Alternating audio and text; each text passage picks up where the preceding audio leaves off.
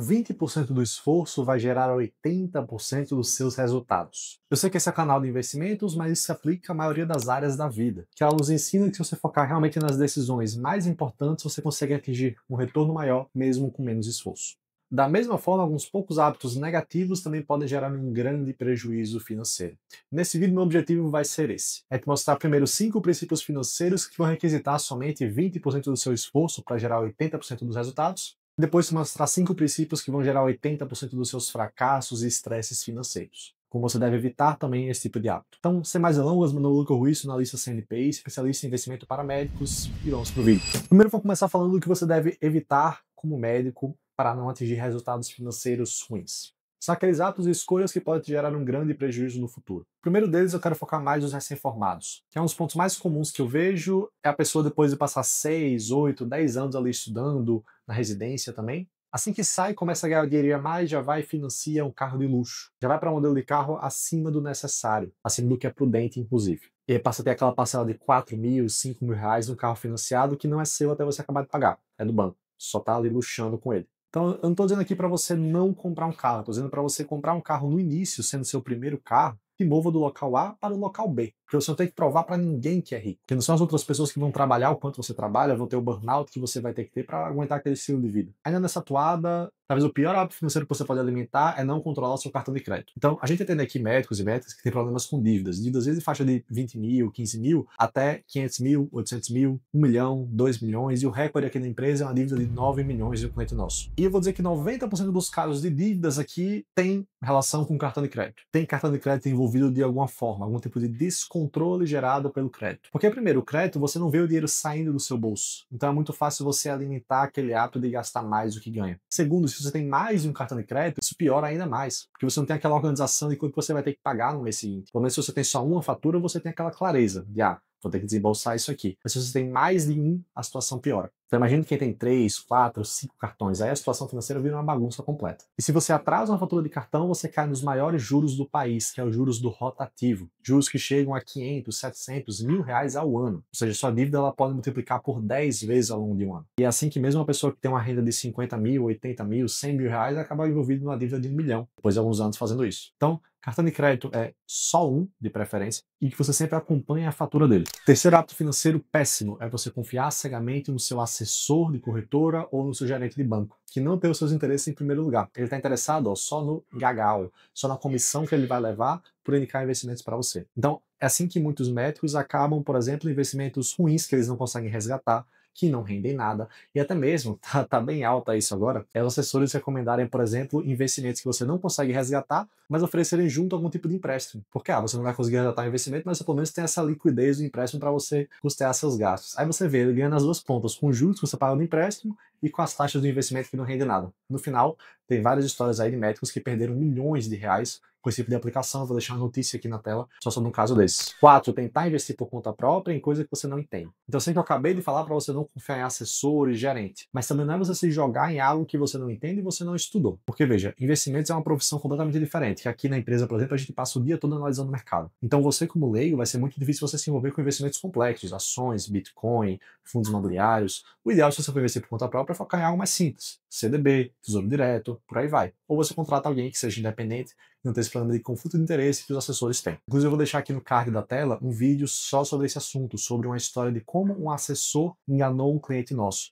E esse cliente acabou tendo um prejuízo enorme, até que chegou pra gente conseguiu arrumar um pouquinho a casa, e porque a gente tem esse diferenciado, não tem esse conflito de interesse que os assessores têm. A gente tem uma consultoria que é independente. Então clique no vídeo depois para conhecer essa história também. E por fim, o quinto erro financeiro principal é não ter uma reserva de emergência. Então lembra que eu falei da parte de cartão de crédito, que muitos médicos acabam criando dívidas enormes por problema de cartão? Eu diria que o segundo motivo de os médicos contraírem dívidas é atrasos de pagamento de hospitais e de cooperativas. Atrasos de repasses do tipo. Isso acaba quebrando muitas vezes a perna de um médico que, às vezes, até mesmo gasta menos do que ganha, então era para estar sobrando o valor mensal. Só que aí vem um atraso de pagamento e aí quebra todo o planejamento. Só que, por mais que isso seja culpa do hospital, da cooperativa que atrasa o pagamento, mas a responsabilidade é sua, como dono da sua vida financeira, de se preparar para esse tipo de ocasião. Se você sabe que pode ter esse atraso, se prepare com antecedência. E de que maneira eu me preparo, Luca? Construindo uma reserva de emergência. É você sabendo que se pode ter atraso, guarde 1, 2, 3, 6 meses do seu custo de vida guardados no investimentozinho com resgate diário. Assim você pode manter a sua vida normal caso o hospital atrase o pagamento, tá? Então não é porque a culpa não é sua que você também não vai se precaver para esse tipo de situação. E agora vamos para a parte boa,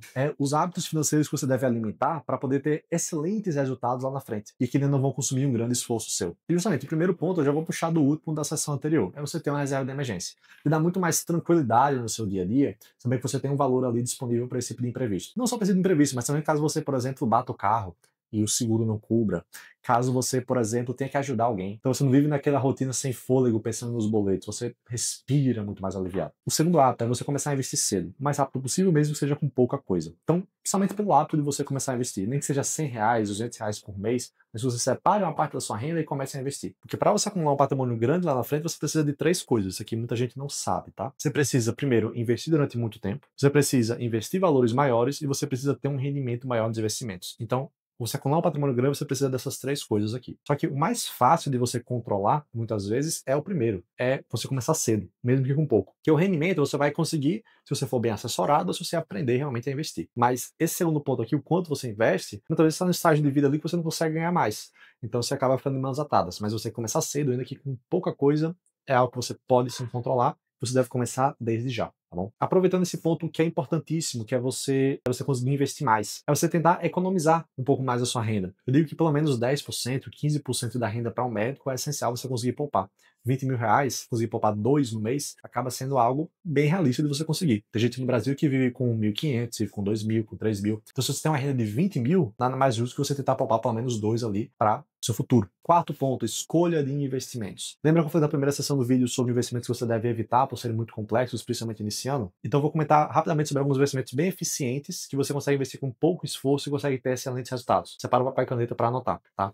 Então, primeiro, tesouro direto, especificamente o tesouro IPCA, para apostadoria é excelente. Segundo, ETFs, são investimentos que você consegue gerar um retorno muito maior com ações e fundos imobiliários, sem ter o risco de escolher alguma coisa errada, de fazer alguma besteira. Então, para quem está iniciando, acaba sendo bem interessante também os ETFs. E terceiro, os fundos imobiliários. Eu diria que de renda variável, que gera um retorno maior, os fundos são mais tranquilos porque é um investimento imóvel, tá? Então é algo mais estável também e mais fácil de você aprender, de você entender sobre investimento em imóveis, beleza? Inclusive a gente tem um vídeo onde eu ranqueei, fiz uma tier list, né, que a gente chama, de vários investimentos para longo prazo. Eu vou deixar esse vídeo também aqui, o card na tela, para você poder consultar quais investimentos são bons, quais são ruins, confere lá.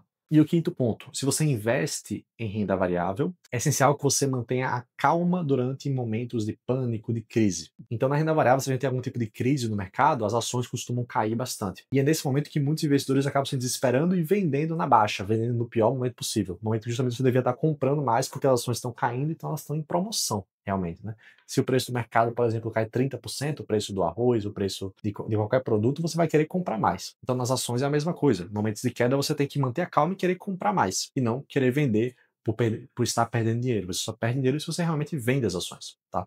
Então, para investidor mais experiente, que já investe em renda variável, é essencial cultivar esse hábito de ver as quedas como oportunidades, ver as crises como oportunidades de alavancar seu patrimônio ainda mais rápido. Então essas são as principais práticas que vão gerar 80% dos resultados financeiros que você vai ter, seja eles negativos ou positivos. Eu sugiro que você escolha o segundo grupo de hábitos para poder realmente ter o melhor resultado financeiro, ter um maior sucesso de qualidade de vida, de estabilidade e por aí vai. Para mim, o sucesso financeiro é isso. É você não depender só do seu trabalho, tá tranquilo aí no dia a dia com suas finanças. Então, se você gostou desse vídeo, deixa seu like e compartilha com um amigo médico que pode também se beneficiar desse tipo de conteúdo. Como comentei, a gente também tem um vídeo aqui sobre os melhores investimentos para longo prazo. Eu vou deixar o vídeo aqui no card. Então clica no vídeo para você aprender mais sobre quais investimentos você deve escolher para o seu patrimônio se rentabilizar mais. Te vejo no próximo vídeo. Tchau, tchau.